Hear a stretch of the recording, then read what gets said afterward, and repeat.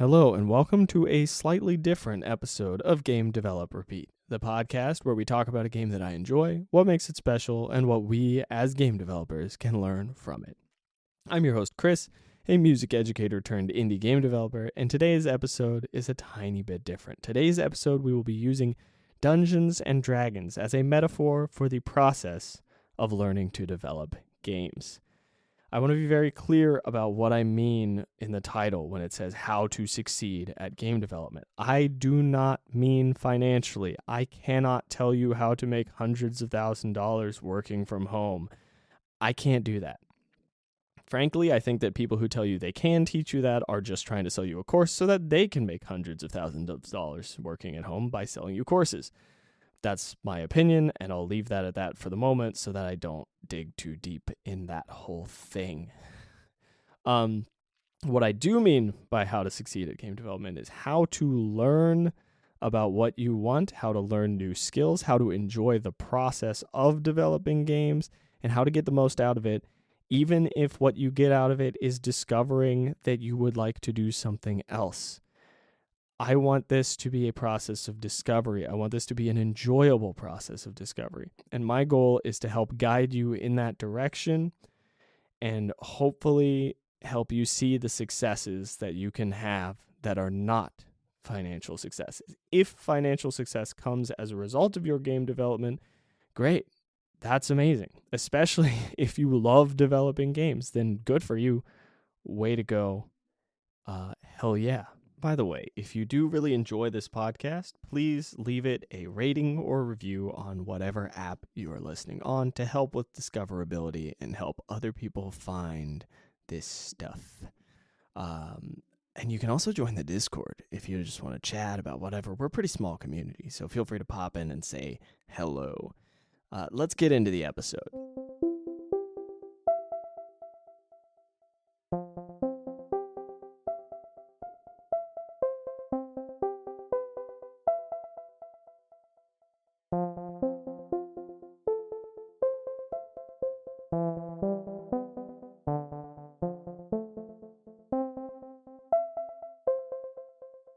The journey. You walk up to your friend's house and knock tentatively on the door. He opens the door after a few moments and says, "Oh, hey, man. Welcome. Come on in, man. I'm glad you could make it. We're just getting set up downstairs. Here, follow me down." It brings you down to the basement. You look around and there's a sea of, I say a sea, there's like 4 unfamiliar faces, but it's overwhelming for you. You look around and he introduces you to everybody, and the names quickly escape your mind because he also, there's just so much going on, and he also hands you this sheet of paper with a bunch of like charts, I guess. It's so confusing when you first glance at it. It's got like a spreadsheet going on. There's numbers everywhere. There's text written all over it, and you can't even find your name on it. You're like, what is going on? And he points at a couple things. He's like, "Oh, your name is this, and you're this level, and you're going to be this class, right?" Okay, great. You're like, "This is my first time," and everybody's like, "Oh, it's fine. It's cool. And he's like, "Okay, let's get set up." He brings you over to the table. Everybody goes over to the table. You sit down in front of a set of dice that he has sitting out for you. One of them is a pyramid. You're like, "Why is this die a pyramid?" He's like, "Oh, it's a 4-sided die. Don't worry about it. Well, you'll see. I'll tell you when you need to use it." He gives you the rundown really briefly, and I mean really briefly, and you get started, right? He sets the scene. He tells you you're all in a tavern. People approach the table one at a time and introduce themselves, right? The first person introduces themselves, and they give a whole spiel. They're like, "I am Lordum Mountain Crusher, and I come from a tribe of dwarves," and like the whole thing. He's like, "I'm avenging my father, I'm doing this," and he has a voice he's doing, and all of this stuff. And you're like, whoa, what did I get myself into? Holy cow. But you're trying to hide the panic from your face. Next person introduces themselves. Much more chill, but definitely still playing a character. They tell their backstory and all that, but they're not like going hard on the voice. Next person introduces himself, also pretty chill, but still definitely in their character. And you introduce yourself, and you're like, "I'm Mr. Smashy. I like hit things with hammer. I am human fighter or barbarian or whatever." And then everybody's like, all right, cool. And then you keep going. And then you get given a simple quest and you start going on that quest. And you're thinking to yourself this whole time, you're going, what am I doing? Where are we going with this? You're used to playing poker. You're used to playing Uno. You're used to playing games with specific goals. And when your buddy recruited you to play Dungeons and Dragons, you were like, oh, yeah, how do you play? And he's like, you're just going to have to experience it. It's hard to explain. Let's just give it a shot and we'll find out. You're like, all right, fine. I'm open to it. I'll try it. And you're thinking back to that and you're like, I'm starting to see what he meant. What is the goal of this game? And then you enter a fight and you go, oh, now I know what the goal is. I got to kill these rats. And you kill the rats. It goes great. You get a critical hit and they're like, describe the kill. And you're like, what? Like, describe the kill. You're like, oh, okay. And you do it and it's fun and everybody is like, oh, sick, right? Great. And you keep going and you keep learning as you're going. And then after a couple hours pass, you stop thinking about the goal. You're just enjoying it. You're just going, oh, well, what do you mean the goal? We're just moving along. I'm fighting rats, I'm fighting goblins, and we're trying to like save somebody's daughter or something, I think. But like, I don't know. Like, we're gonna go save her, sure. And then after you save her, it's like, okay, but what next? And you find out there's some other big hook, and you keep going with that. This is the difference between Dungeons and Dragons and a lot of other games, and this is what makes Dungeons and Dragons such a good metaphor for the process of learning game development. When you are deep in it on Dungeons and Dragons, you are not constantly thinking about getting to the big bad evil guy. You are not in your head going, when are we going to get there? When are we going to get there? When are we going to get there? I just want to finish this. Unless you are having a miserable time. And I would propose to you that if you are constantly thinking, when am I going to finish my game? When am I going to finish my game? When am I going to finish my game? When am I going to be successful? When am I going to be successful? If you are constantly thinking that, a shift in mindset would be useful. If you are constantly in that state, I think you're going to make more progress, level your character, all that stuff, if you stop trying to skip to the big bad evil guy. If you just take it one step at a time. I think that is the key to whatever it is that we consider success in a creative pursuit. I think it is all about taking your time and enjoying everything along the way, interacting with the other players, exploring the world, seeing what else shows up. Sometimes we go a whole different direction than we thought we were going to, especially when you're playing Dungeons and Dragons.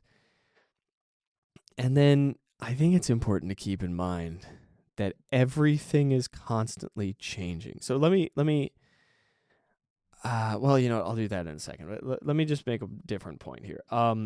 Everything is changing, and you need to improvise like the dungeon master would. At the end of a session, the DM is always like, wow, you guys really threw me for a loop on that one, right? He's always like, oh, I had to make up so much stuff. You're going to have to make up so much stuff when you're learning to develop games or learning to make art or learning to do anything. You're going to make up so much stuff. It's kind of like 90% of what you're doing is making stuff up. You're going wild with it. You're doing all sorts of different things. All right? And then even if, let's say, you're playing Dungeons and Dragons, even if you fail at the main quest, you get to the end and the big bad evil guy wrecks you. Or you have to run away from him, right? You have to run away from him. You don't die, but you have to flee. You have learned so much in the process of getting to that point. Your character has leveled up. You've gotten all this gear. You've leveled up. You've made progress. You've learned new skills, and you've practiced doing RP like as a person, not as a character. You've learned all of this cool new stuff, and you've had a good time doing it. And what I would propose is that game development will be the same process. Even if it doesn't lead where you want it to lead, you're going to grow so much and you're going to enjoy it. And you're going to find out stuff about yourself, about what you like, and you're going to learn new skills that are worthwhile. So much so that it does not matter if you succeed in the way that you initially wanted to. It will still be a success as long as you're able to recognize that and enjoy that process. I'm going to paint one more picture for you before we move on. You sit down in front of Unity for the first time. Your hands are quaking. It's horrifying. I'm going to dramatize this because it genuinely is like weirdly terrifying sitting down in front of a game engine the first time. I don't know. It's just like the blank white page thing. So you're sitting there shaking. You look at this and there's menus everywhere. There's all this confusing stuff. You're like, what is this? What is that? What is going on over here? What are these windows? There's like 20 different drop downs. What the heck? And then you open up your tutorial that you're following. Maybe it's gamedev.tv. Maybe it's Brackeys. I don't know what it is. But you open it up and they're like, all right, you're going to see all this stuff. Don't even worry about it. Don't worry about all that stuff. Just all you need to do right now is right click here, click create game object, and then I need you to click W, and look, you can drag it around. Isn't that kind of cool? Right? And then before you know it, you're doing all sorts of cool stuff. You're moving stuff around on the screen in ways you never thought you would have, and then you start learning coding, and then you start learning all this other stuff. And to circle back to the D&D analogy, before you know it, you're one of these guys who's RPing like crazy and just going in hard on the game and having a good time and welcoming other people into it. That's how it should be, I think. You don't have to know everything about it. You just have to go in and go, okay, what do I do? What do I play with first? And then you start experimenting with it. Nobody's expecting you to know everything right off the bat. That would be crazy. That's not possible. But go in there and start exploring, and everybody else is going to support you. We're all here for it, man. We're all here to help out. Just ease into it. Get started slow and get learning the same way we all did. Every single person who has ever made a game started not knowing how to make a game. Same thing for every creative pursuit, every skill, everything you learn in life, you start off terrible at. So don't worry about the end. Worry about the beginning, because that's where you're at.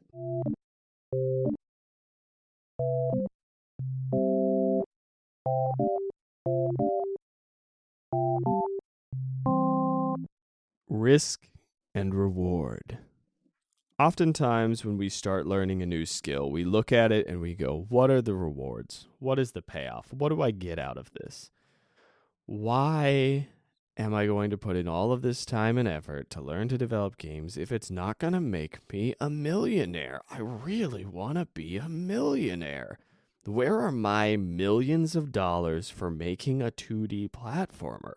Why am I not drowning in fame and money? Right? That's not it. That ain't it, dude. But oftentimes we fall into that trap, even if it's just in like a little subconscious way. It'll pop in and we'll be like, oh, look, that guy made a lot of money. Look at how much Notch made, right? Look at how much Eric Baroni made. Like, it's easy to look at these successful indie game devs and be like, oh, look, it's possible, and then start chasing that. Here's my question for you. If you're playing a game of Dungeons and Dragons, if you sit down at the table and you go, man, my goal is just to make X amount of gold, and that's your goal, like that is the whole thing, is that going to be fun? I think the only way that that's fun is if you have a character that you are RPing who is a greed-obsessed maniac, and you are having fun being that character. You are having fun making this character make goofy decisions in the sake of for the sake of money, right? You're having fun using this as their fatal flaw. But I don't think most of us sit down and say, hey, you know what would really make this campaign enjoyable for me is if I walked out of it and my character had 2,000 gold. That's what I'm aiming for, or 10,000 gold, or whatever. I don't think that would make the campaign more enjoyable, and so I don't think the campaign would be a success. if that's all you walk out with. I don't think walking out of the campaign with a character that is richer is a success. I think that enjoying the campaign, loving what you're doing throughout the campaign, and really just having a good time is a success. So, first thing with risk and reward is going into it, what are you looking at, right? What are we expecting? If you're going into game dev expecting to become a millionaire, I don't think you're going to enjoy the process. I don't think you're going to love what you're doing. And I think that's a bigger reward. And I know that's like some cheesy stuff, but if you can enjoy the creative process, if you can find a creative act that you love doing and you get deep fulfillment out of, and you can sustainably do that for the rest of your life, I don't think there is a dollar amount in the world. I don't think it can measure up.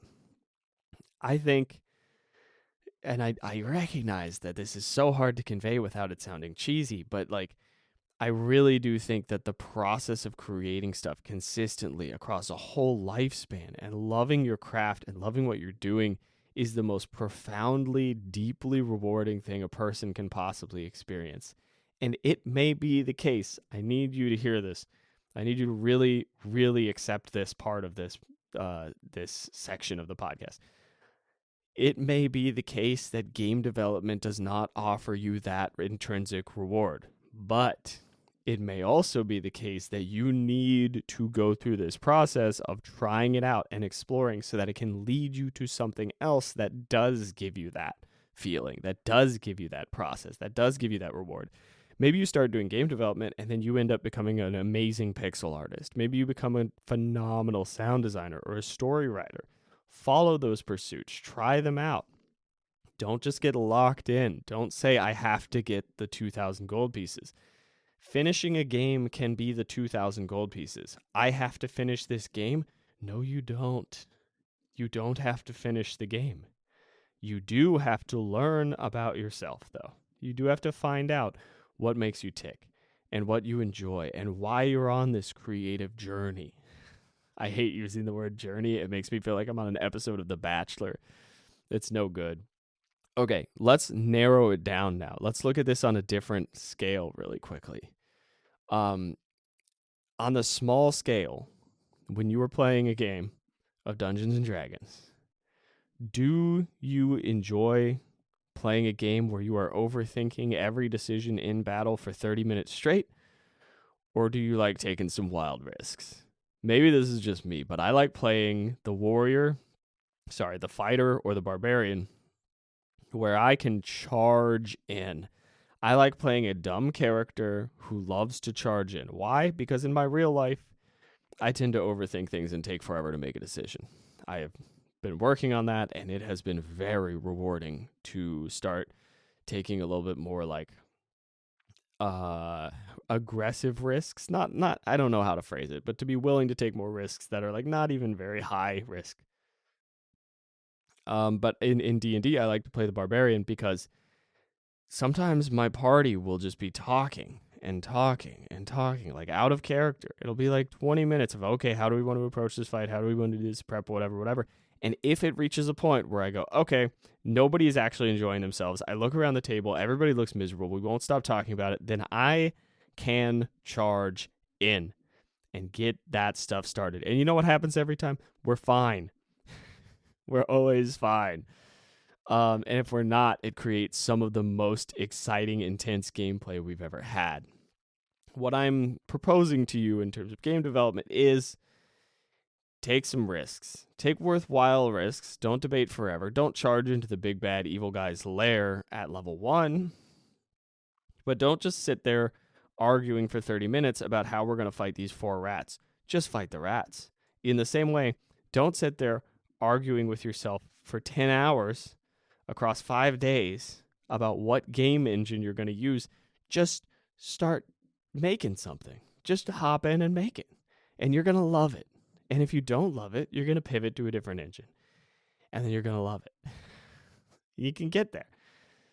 I'm not saying change constantly. Like once you're in that dungeon, stick with the dungeon for a little while, right? Set like a time limit for yourself. Say I'm going to play with this engine for 2 weeks.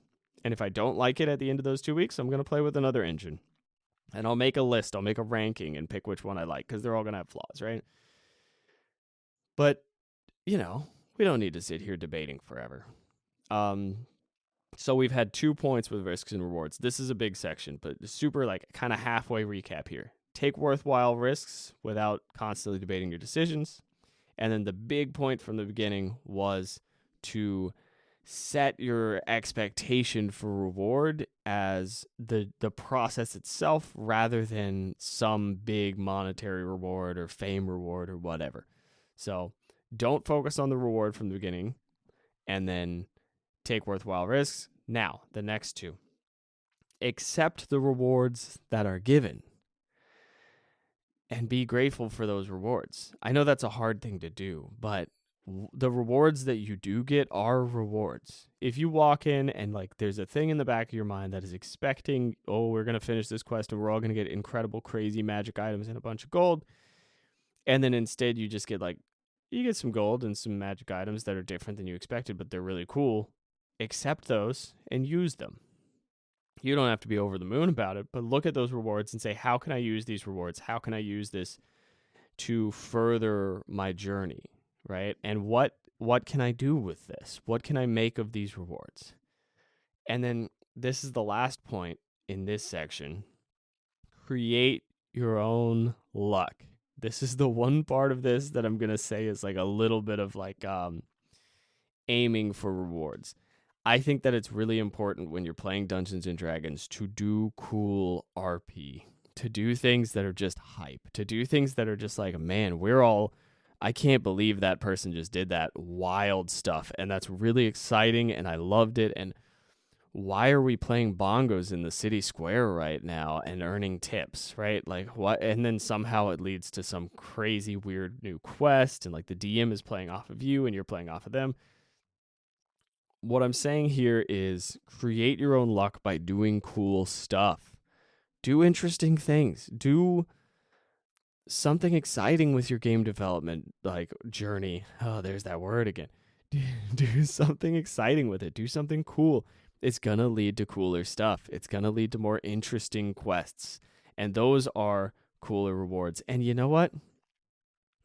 Cooler quests do lead to cooler bigger rewards if you're obsessed with the magic items and the gold and all that stuff. If you're making your own luck and you're doing cool role playing and you're inviting new opportunities and you're showing the world, and this is going to be a weird metaphor for a second. This is not actually a religious metaphor, but it sounds like it is. So just roll with me for a second and I'll clarify a little bit. If you are showing the dungeon master, so to speak, that you are in this game, that you are trying to do cool stuff, that you are excited about this, and you are trying to make the most of this experience, the dungeon master is going to reward that. The dungeon master is going to be oh, this dude is in it. Let's do some cool stuff. He's here to play. I'm here to play. Let's have a good time. Now, that can sound like I'm using the dungeon master as a religious metaphor for God. I would like you to be open to the idea that I am talking about the community at large responding to whatever you are making, or the industry, or just culture as a whole, or everybody who you are around as a collective dungeon master. If you are putting out cool stuff, if you are putting out effort and just awesome things, people are going to be more interested in getting involved, and you're going to have a lot more opportunities to do cool stuff, and it's going to spiral. And it's going to be really, really fun.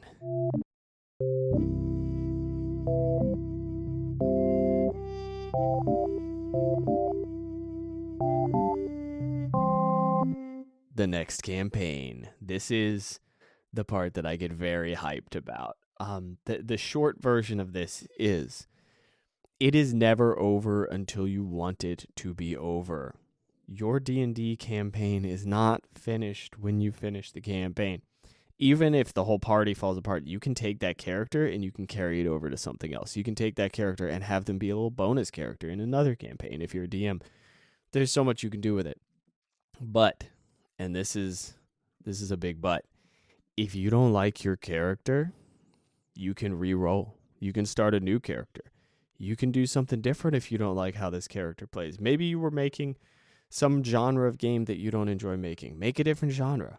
That can be your class change. Maybe you finished exploring some tutorial with Unity and you're like, I'm not feeling it, man. Then that's fine. That's fine. You're not committed to this character. You can pivot. You can switch it up. You can try something new. You can try a new engine. You can try a new type of game. You can get into board game design, card game design. You can do mobile. You can do you can do like a choose your own adventure book. You can write a literature RPG is like a genre book. You can do whatever you want after this, right?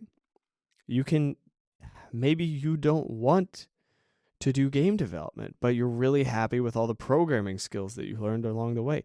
Amazing. Take that and turn it into a career in tech. Get that bag, make that money. That's fine. That's not failure at game development. That's success. That is, I've learned all of these skills. I've made all this progress, and now my life is better for it. My life has taken so many twists and turns as a result of learning this new skill that I was passionate about, right? You don't know until you explore it. You don't know until you play that character. You have no idea if you're going to enjoy being a paladin until you try being a paladin. You don't know if you're going to enjoy being a wizard until you try being a wizard. You don't know if you're going to love game development until you try game development. And the weirdest analogy I have for this is I hear so many times, I've heard of this so much. I guess I don't interact with these people in life that often, but I've heard so many people say, I want to be a voice actor. Like, that's a whole thing. So many people are like, I want to be a voice actor. I want to do voice acting. I would love to do voice acting. Just do it. Just try it. Just find out if you like it. And if you don't like it, you'll learn something about yourself and then you can try something else.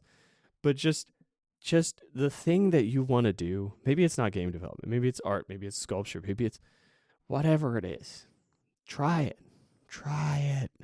I am begging you to try it. If I was not in front of a microphone right now, I would be on my hands and knees begging you. Please, for the love of God, try it. Just whatever thing you want to pursue, whatever artistic thing you're interested in, or even like if you're like, oh, I've always wanted to be an accountant or a mathematician or a physicist or whatever, give it a shot, dude. Try it out. Dip your toes in the pool. Find out if you like the water. Maybe the water looks amazing. You dip your toes in and it's really cold and you're like, oh, you know what? I don't really want to do this. It's fine. Maybe go a little more than just dipping the toes. Maybe acclimate to the water, right? Give it a week, give it a month. But if you don't like it, you can change. It's not a core part of your identity. It's not who you are. It's something you're doing. And hopefully it's something you love doing. And if you don't love doing it, pivot. Pick a new class. Do a new thing. Start a new character. Play a different game. Mix it up. Maybe you love playing games. You've always wanted to develop one. You start developing one and you go, you know what? I don't like doing this. This kind of sucks. It's kind of miserable. My neck hurts. I don't like sitting at this computer all day. I don't like trying to figure out all this programming stuff. But I really love making the art. Then keep making the art, buddy. And then pivot. See where that takes you, You're not gonna know until you try. You do not know where this is going to lead until you take the journey. So just get on that road, walk down that dusty path, and see what you can become. See what you can make. See what you can bring into this world and share with other people. It is never over.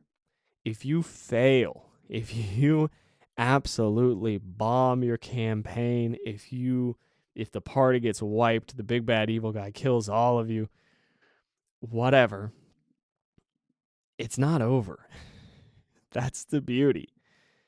Yeah, your character's died. You just roll a new character, You just start a new career. For what I mean by this metaphor is if your game comes out and you get a overwhelmingly negative review, right? Or if you get 2 reviews and they're from your mother and your father and they're both like, "Oh, it's an okay little game. He did a good job." If you get that, you still made a game. You still succeeded. You still learned massive amounts of stuff. You've learned so much.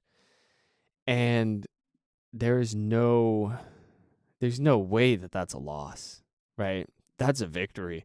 That in every single way that I can look at it, that is succeeding at game development. Finishing your game and getting 2 reviews is success. Finishing your game and getting 0 reviews, but being able to play it and go, yeah, I made this. That's a success. And it's easier to frame it as a success if you make it a smaller scale project. I will acknowledge that immediately. It is harder to frame that as a success if you've invested more in it, even though in my opinion, it still is. It's so much easier if it's a smaller scale project. I genuinely believe that. And I know that I'm going to finish my game and it's going to get very few reviews and it's going to be like kind of an underwhelming reception and whatever. But I'm going to be hyped about the fact that I finished it. And I know that when I'm done with it, I've learned a ton from it and I can move forward and I can do the next thing. Just to reiterate, it's never over until you want it to be over. That's not the end of the journey. You can start another campaign. That is everything that I have for you today. Get out there, make some stuff, please. If you want to make some stuff, I am begging you to do so. And if you don't want to, then do whatever you want to do, man. Have fun. We don't all have to make stuff. Go play Baldur's Gate 3. Ooh, that's a good game. Yeah, we're going to talk about that once I feel comfortable talking about it. I got to find out more about it. But anyway, have a good time. Have fun with it. Make some stuff. And I will see you all in the next one. Bye-bye.